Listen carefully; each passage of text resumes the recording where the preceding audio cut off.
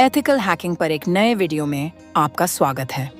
आज हम authentication bypass करने के बारे में जानेंगे, जहां हम आपको दिखाएंगे कि मैलिशियस कोड का उपयोग करके यूजर नेम या पासवर्ड के बिना किसी एडमिन पैनल में लॉग इन कैसे करें।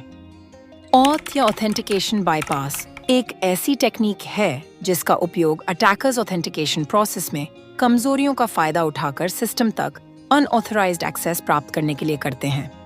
इसे बेहतर ढंग से समझने के लिए आइए एक सरल उदाहरण से शुरू करते हैं। कल्पना कीजिए कि आपके दरवाजे पर एक ताला है जिसे खोलने के लिए चाबी की आवश्यकता होती है।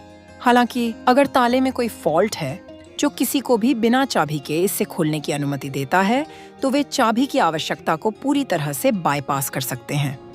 इसी तरह वेब एप्लीकेशन में यदि ऑथेंटिकेशन सिस्टम में खामियां हैं, तो अटैकर्स लॉगिन प्रोसेस को बाईपास कर सकते हैं और एक्सेस प्राप्त कर सकते हैं। सबसे पहले आइए हम वह वेबसाइट खोलें जिसका हम आज टेस्ट करने जा रहे हैं। अब आइए इसका एडमिन लॉगिन पेज खोलें। कई वेबसाइटों में यदि हम मेन लिंक के बाद /admin लिखते हैं तो यह हमें एडमिन लॉगिन पेज पर ले जाता है। हालांकि यह ध्यान रखना महत्वपूर्ण है कि सभी वेबसाइट इस पैटर्न को फॉलो नहीं करती हैं। कुछ वेबसाइटों के पास अपने एडमिन लॉगिन पेज को छिपाने के लिए अलग-अलग लोकेशन या एक्स्ट्रा सिक्योरिटी होती हैं।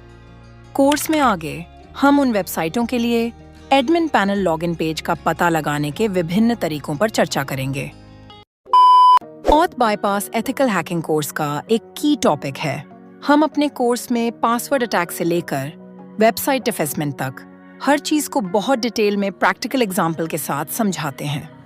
इंटरनेट पर हैकिंग कोर्स की भरमार है, लेकिन इन्हें सीखने के लिए कंप्यूटर की जरूरत पड़ती है।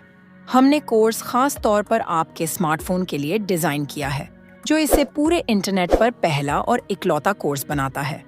कोर्स लेने के लिए आपको अपनी ईमेल आईडी डालकर ऑर्डर नाउ पर क्लिक करना होगा। अगले पेज पर आपको सबसे ऊपर एक यूपीआई आईडी मिलेगी। इसे कॉपी करें और फिर किसी भी यूपीआई ऐप का उपयोग करके कोर्स फी पे करें। पेमेंट करने के बाद आपको एक यूनिक ट्रांजैक्शन आईडी मिलेगी। इसे कॉपी करें और वेबसाइट पर इस इनपुट फील्ड में पेस्ट करके सबमिट करें। फिर 10 मिनट के अंदर कोर्स आपके ईमेल एड्रेस पर डिलीवर कर दिया जाएगा।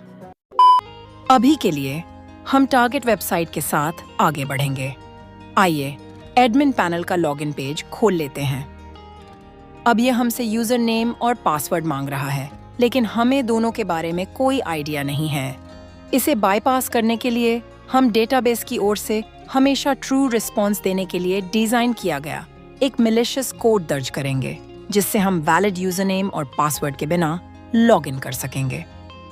एसक्यूएल इंजेक्शन के रूप में जानी जाने वाली यह तकनीक वेबसाइट के डेटाबेस हैंडलिंग में कमजोरियों का फायदा उठाती है।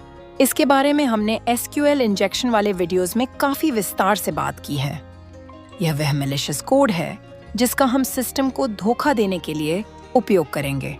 यह कोड डेटाबेस को धोखा देकर काम करता है और एक कंडीशन जोड़ता है जो हमेशा ट्रू लौटाता है।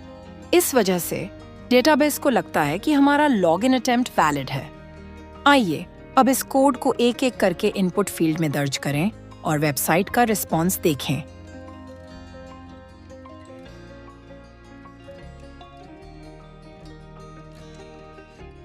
जैसे ही हमने यह कोड एंटर करके लॉगिन किया, वेबसाइट ने लॉगिन सक्सेस मैसेज शो किया। हालांकि इसने हमें एडमिन पैनल में रीडायरेक्ट नहीं किया। यह वेबसाइट का बग हो सकता है। इसके बावजूद भी सक्सेस रिस्पॉन्स मैसेज ये इंडिकेट करता है कि हमारा इंजेक्शन इफेक्टिव था। अब गैस करते हैं कि लॉगिन सक्सेस होने के बाद का पेज क्या हो सकता है। सबसे पहले हम URL में index.php लगाकर देखते हैं। ये हमें एक ब्लैंक पेज पर ले जाता है, जिसका अर्थ है कि यह सही पेज नहीं है। चलिए कुछ और प्रयास करते हैं। इस बार हम dashboard.php डालते हैं। आप देख सकते हैं हम एडमिन पैनल में इंटर हो चुके हैं। अब यहाँ से आप पूरी वेबसाइट को कंट्रोल कर सकते हैं। आपने देखा कैसे हमने वैलिड यूजर नेम और पासवर्ड डाले बिना एडमिन पैनल में लॉगिन किया है। इस प्रकार की वल्नरेबिलिटी को authentication bypass via SQL injection कहा जाता है। यह मैलिशियस कोड दर्ज करके एक्सेस की अनुमति देता है जो डेटाबेस को यह सोचने के लिए मजबूर करता है कि लॉगिन अटेम्प्ट वैलिड है। तो क्या यह एकमात्र मैलिशियस कोड है जो हमें लॉगिन पेज को बाईपास करने और एडमिन पैनल में इंटर करने में मदद करता है? नहीं, ऐसे कई और कोड हैं जिनका आप उपयोग कर सकते हैं। हमने एक टेक्स्ट फाइल में कोड की पूरी लिस्ट प्रदान की है जिसे आप आसानी से डाउनलोड कर सकते हैं। अब इस लिस्ट से एक और कोड आजमाते हैं। हम टेक्स्ट फाइल से एक और कोड कॉपी करेंगे और इसे यूजर नेम और पासवर्ड इनपुट फील्ड में दर्ज करेंगे। जैसा कि आप देख सकते हैं, हमने इस कोड का उपयोग करके भी लॉगिन कर लिया है। ये कोड एक ही वल्नरेबिलिटी का फायदा उठाते हैं, लेकिन अलग-अलग तरीकों से। अब आइए किसी दूसरी वेबसाइट को टारगेट बनाते हैं और लॉग इन करने की कोशिश करते हैं। आप देख सकते हैं कि यह वह वेबसाइट है जिसे हम टारगेट कर रहे हैं। सबसे पहले आइए इसका एडमिन पैनल लॉगिन पेज खोजें।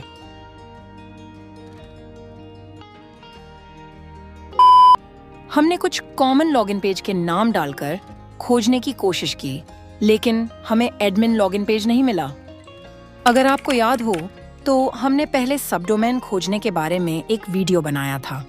कुछ वेबसाइट अपने एडमिन पैनल को सबडोमेन पर होस्ट करती हैं। अगर आपको सबडोमेन के बारे में जानकारी नहीं है तो हमारा सुझाव है कि पहले वह वीडियो देखें। इस वेबसाइट के सबडोमेन खोजने के लिए हम गूगल पर सबडोमेन फाइंडर सर्च करेंगे। रिजल्ट में दिख रही पहली वेबसाइट को ओपन करेंगे। इस साइट पर हम अपने टारगेट वेबसाइट के URL को इनपुट फील्ड में दर्ज करेंगे, लेकिन याद रहे कि हम URL से HTTP या HTTPS हटा देंगे। फिर हम सर्च बटन पर क्लिक करेंगे। जैसा कि आप देख सकते हैं, इसने 3 सबडोमेन ढूंढे हैं। एक डेमो सबडोमेन है जो हमारे किसी काम का नहीं है। हालांकि सॉफ्टवेयर नाम का एक और सबडोमेन है जो एडमिन पैनल का लॉगिन पेज हो सकता है। आइए इसे खोलते हैं और देखते हैं कि हमने एडमिन लॉगिन पेज खोजने में सफलता पा लिया है या नहीं। अगर यह काम नहीं करता है तो हम अदर सबडोमेन के साथ भी प्रोसेस को रिपीट कर सकते हैं या सही लॉगिन पेज खोजने के लिए अन्य तकनीकों को आजमा सकते हैं। जब हम इस सबडोमेन को ओपन करते हैं तो ये हमें कहीं रीडायरेक्ट कर रहा है। ऐसा लगता है कि यह ब्राउजर लिंक को सपोर्ट नहीं कर रहा है, इसलिए इस सबडोमेन को किसी दूसरे ब्राउजर में खोलते हैं।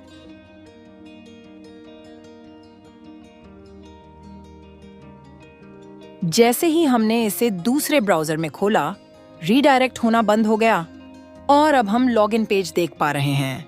टेस्टिंग के लिए हम एक रैंडम यूजर नेम और पासवर्ड डालकर देखते हैं। इसने as expected wrong user name and password का एरर शो कर दिया। अब आइए ऑथ बाईपास कोड की लिस्ट में से एक कोड डालकर टेस्ट करते हैं। हम पिछली बार की तरह इस बार भी एडमिन और 1=1 कोड डालेंगे। इस कोड के साथ सबमिट करने के बाद भी wrong user name and password show हो रहा है। अब आइए अपनी लिस्ट से दूसरा कोड आजमाते हैं।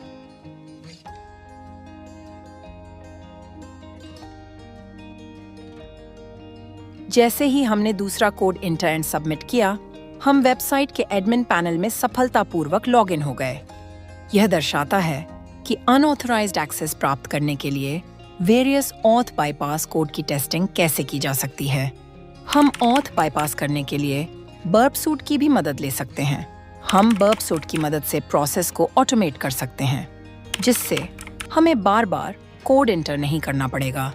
बर्ब सूट ऑटोमेटिकली हमारे लिस्ट के सभी कोड्स का एक-एक करके टेस्टिंग करेगा और रिस्पॉन्स दिखाएगा। हमने अपने कोर्स में बर्ब सूट का उपयोग करके ऑथ बाईपास करने के तरीकों के बारे में काफी विस्तार से बात की है। अगर आप हैकिंग सीखने में इंटरेस्टेड हैं तो आप वेबसाइट चेकआउट जरूर करें। Happy hacking!